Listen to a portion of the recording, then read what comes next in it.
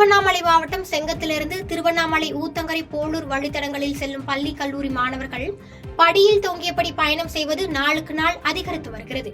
இதனை ஓட்டுநர் மற்றும் நடத்துனர்கள் எச்சரித்தாலும் திடீரென அவர்களை அவதூறாக பேசுவதும் சிலர் தாக்குதலில் ஈடுபடுவதும் அரங்கேறி வருகிறது. இந்நிலையில் பேருந்தின் படிகளில் நின்று பயணம் செய்யும் மாணவர்களை தடுக்கும் நடவடிக்கையாக எச்சரிக்கையை மீறும் மாணவர்களை அருகிலுள்ள காவல் நிலையத்தில்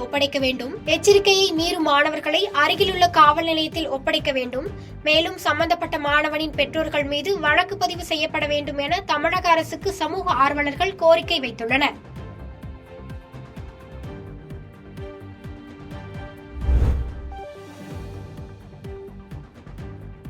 வேலூர் மாவட்டம் பள்ளிகொண்டா சுங்கச்சாவடியில் சாலை பாதுகாப்பு வார விழாவை முன்னிட்டு விழிப்புணர்வு பேரணி நடைபெற்றது. முன்னதாக இந்த விழிப்புணர்வு பேரணியை வேலூர் மாவட்ட காவல் கண்காணிப்பாளர் மணிவண்ணன் குத்துவிளக்கு ஏற்றி கொடியசைத்து துவங்கி வைத்தார். மேலும் இதில் 100க்கும் மேற்பட்ட சுங்கச்சாவடி ஊழியர்கள் மற்றும் பொதுமக்கள் ஹெல்மெட் அணிந்தவாறு கலந்து கொண்டு இருசக்கர வாகனத்தை ஓட்டி சென்று விழிப்புணர்வு ஏற்படுத்தினர்.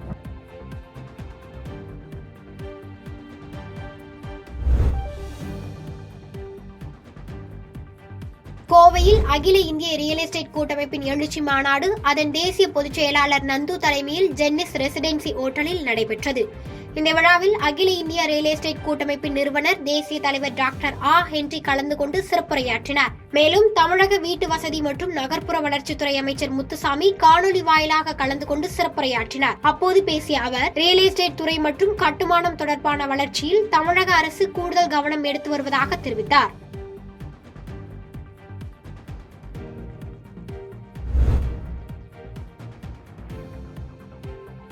சிவகங்கை மாவட்டம் காரைக்குடி தனியார் பள்ளியில் இந்த கல்வியாண்டில் சிபிஎஸ்இ பிரிவில் 12ஆம் வகுப்பு பொதுத் தேர்வு எழுதும் மாணவ மாணவிகளுக்கு குரு ஆசீர்வாதம் வழங்கும் விழா நடைபெற்றது.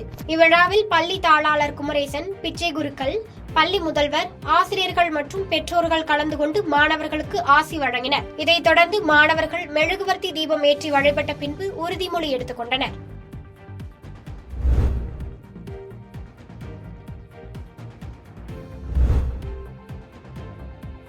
புதுக்கோட்டை மாவட்டம் கவிநாடு ஊராட்சியில் அன்னை நகர் விரிவாக்க பகுதியில் மாநிலங்களவை உறுப்பினர் மேம்பாட்டு நிதியில் இருந்து புதிதாக அமைக்கப்பட்ட தார் சாலையை மாநிலங்களவை உறுப்பினர் அப்துல்லா மக்கள் பயன்பாட்டிற்கு திறந்து வைத்தார். நீண்ட காலமாக அப்பகுதியில் தார் சாலை இல்லாமல் மக்கள் மற்றும் வாகன ஓட்டிகள் சிரமத்திற்கு ஆளாகி வந்த நிலையில் புதிதாக தார் சாலை அமைத்து திறந்து வைத்தமைக்கு அப்பகுதி மக்கள் நன்றி தெரிவித்தனர்.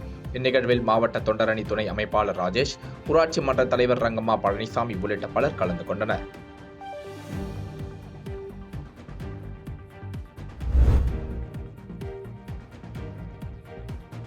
தென்காசி மாவட்டத்தில் சாலை பாதுகாப்பு மாத விழாவை ஒட்டி புதிய பேருந்து நிலையம் முன்பு தலைக்கவசம் அணிந்து இருசக்கர வாகன பேரணி நடைபெற்றது.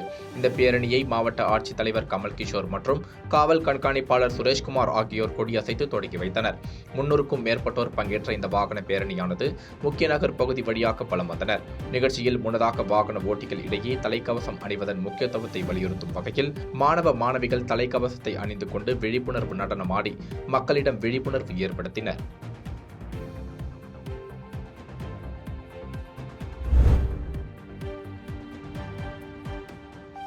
தூத்துக்குடி மாநகராட்சி கிழக்கு மற்றும் மேற்கு மண்டலத்திற்கு உட்பட்ட 30 வார்டுகளின் திமுக பொறுப்பாளர்கள் ஆலோசனைக் கூட்டம் மேயர் ஜெகன் பெரியசாமி தலைமையில் நடைபெற்றது. இதில் மாநகராட்சி மேயர் ஜெகன் பெரியசாமியிடம் வார்டு வாரியாக வந்த சபா உறுப்பினர்கள் தங்கள் கருத்துக்களை தெரிவித்தனர். அப்போது மேயர் ஜெகன் பெரியசாமி பேசுகையில், வரும் நாடாளுமன்ற தேர்தலில் நமது தொகுதியில் கனிமொழி எம்பி தான் மீண்டும் போட்டியிடுவார்.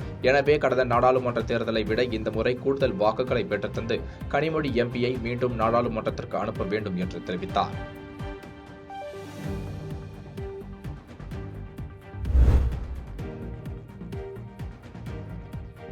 நாமக்கல் நகரில் மோகனூர் சாலையில் இயங்கி வந்த அரசு மருத்துவமனையை மீண்டும் திறக்க கோரி இடதுசாரி சார்பில் நாமக்கல் பூங்கா சாலையில் கோரிக்கை ஆர்ப்பாட்டம் நடைபெற்றது. கட்சியின் மார்க்சிஸ்ட் பிரதேச குழு செயலாளர் ராஜேந்திரன் தலைமையில் மாவட்ட செயற்குழு உறுப்பினர் ரங்கசாமி, மாவட்ட செயலாளர் கந்தசாமி ஆகியோர் பங்கேற்றனர். இதில் நோயாளிகளின் நலன் கருதி மீண்டும் மருத்துவமனையை திறக்க வலியுறுத்தி முழக்கங்களை இட்டு ஆர்ப்பாட்டத்தில் ஈடுபட்டனர்.